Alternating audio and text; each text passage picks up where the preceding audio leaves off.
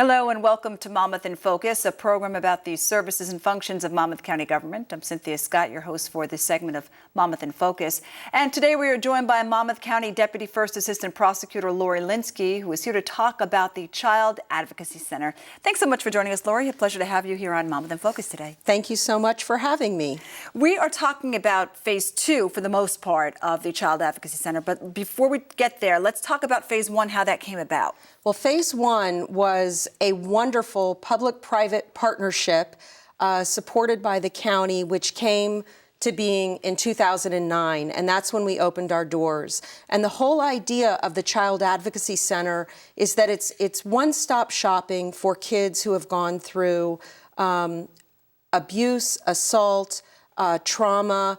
It's one place that a child can walk into with their family and be dealt with in one specific setting. Prosecutors, social workers, everybody that needs to treat and deal with the trauma, the assault, whatever it is at hand, can do so under one roof. And it really minimizes the amount of trips that children have to take to police departments, to hospitals, all over the place. Everything can be done under one roof. That's the whole philosophy of a Child Advocacy Center. Absolutely. It's so important, I would imagine, that everything is done, like you said, under one roof for the child, emotionally, for the child's safety. I mean, there's so much going on there. Absolutely. It's an incredibly traumatic experience. You know, childhood shouldn't be about bad things, but unfortunately, we have an awful lot of children who are victimized. And for them to be able to go into a safe place,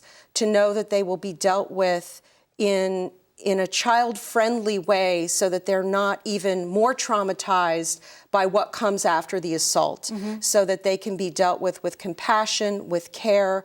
That's what it's about. And it basically brings all the services that they need to them under one roof in our county. And how long has the Child Advocacy Center been here? Well, we opened our doors in 2009, thanks to a wonderful gift of our land by the county freeholders. And we also had support from the Prosecutor's Office forfeiture funds, from assets that were seized from criminals who did bad things. We could actually turn that around and benefit the children of our county.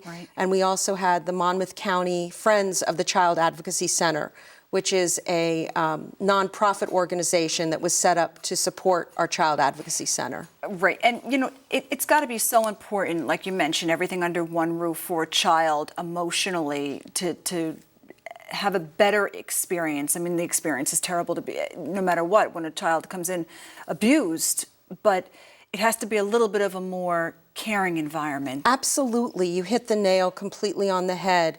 When they walk into the doors of the Child Advocacy Center, that's when the healing starts. Even while our investigation and our cases are gearing up, the thoughtfulness and caring approach that we take for the kids and their families who've been through these horrible circumstances gives them the opportunity to be treated with dignity and try to sort of move forward a little bit from what they've gone through. Right, absolutely. So now we're into phase 2. Yes. And how did that come about?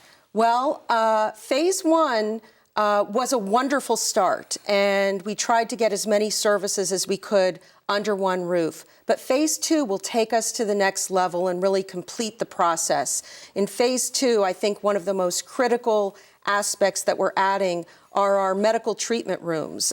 We have a forensic medical examination room that will be there so that rather than having our child victims have to go to a hospital that's quite a distance for them to travel, they can do so under one roof. We'll have the services brought to them under the roof of the Child Advocacy Center. Excellent. So they would be treated there with care. Obviously, if they need a hospital and it's absolutely essential, different story. But if they don't, they could get all of their medical treatment there. Absolutely. But we're actually going to be, I mean, if somebody is in extreme trauma, absolutely, they would be brought to a hospital. But if it's a sexual assault examination, that needs to take place, that can be done under phase 2 of our completed building within the Child Advocacy Center. We'll have the doctors present, the nurses present, and the physical facility to actually complete those exams under that same roof. Sure. And that will make a tremendous difference. It's scary to go into a big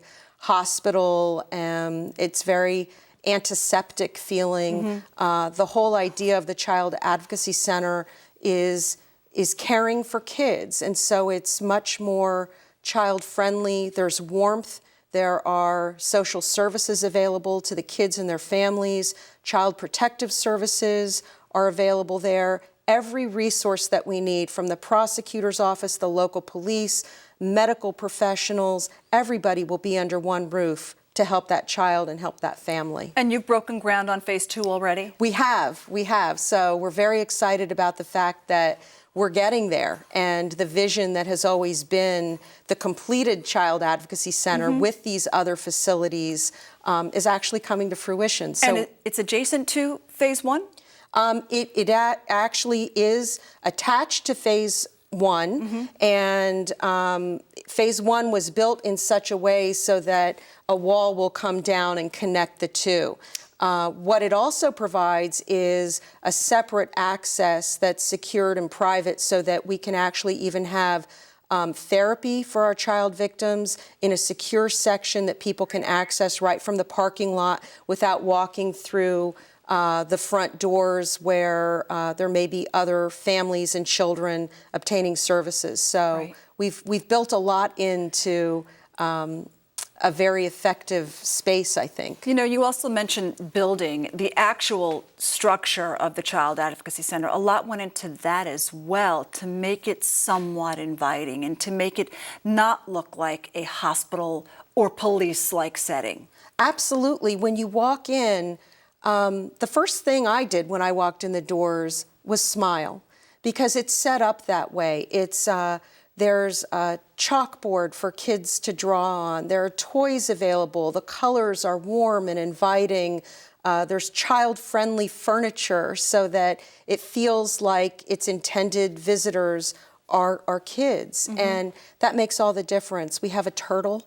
We have, video games for kids to play with. We have everything that we can put under that roof to try to take some of the trauma out of the circumstance and situation that caused them to walk through our doors in the first place. And when you mention children, you treat children of all ages. It could be as young as, unfortunately, very, very, very young. Yeah, it's 18. Yeah, it's horrific to think that we could have victims so young, but unfortunately we do. Yeah. Let's talk just about child abuse in general. The numbers. I mean, we don't. Is it on the decline? Is it hard to keep track of those statistics, or? Well, I wish I could say it was on the decline, but unfortunately I don't think the statistics bear that out. I'm not sure if it's a situation where we as a county, as a state, have done a much better job sort of addressing it. It used to be that if somebody knew, certainly when I was growing up, I know that there were a lot of unreported crimes. Right. Society was a little bit different at that time. What happened in the house stayed in the house. Yeah. It's not the case anymore. And I think we as law enforcement do a much better job addressing the cases that are out there. And I think people are more willing to speak up and come forward and say things. And certainly professionals like teachers and doctors have an obligation to report. Yep. And I think that makes a big difference as well. Absolutely. And places like the Child Advocacy Center that children feel safe going to is such a huge help in this sense, and hopefully an accomplishment as well. We believe that it is, definitely. Absolutely. Lauren, thanks so much for joining us. Lots of great information there, and such a wonderful effort there on the part of the Monmouth County Prosecutor's Office, and best of luck with phase 2. Thank you, we appreciate it. All right, that is all the time we have for this segment of Monmouth in Focus. For more information about the Monmouth County Child Advocacy Center, you can of course go to www.visitmonmouth.com. I'm Cynthia Scott. Have a great day, everyone.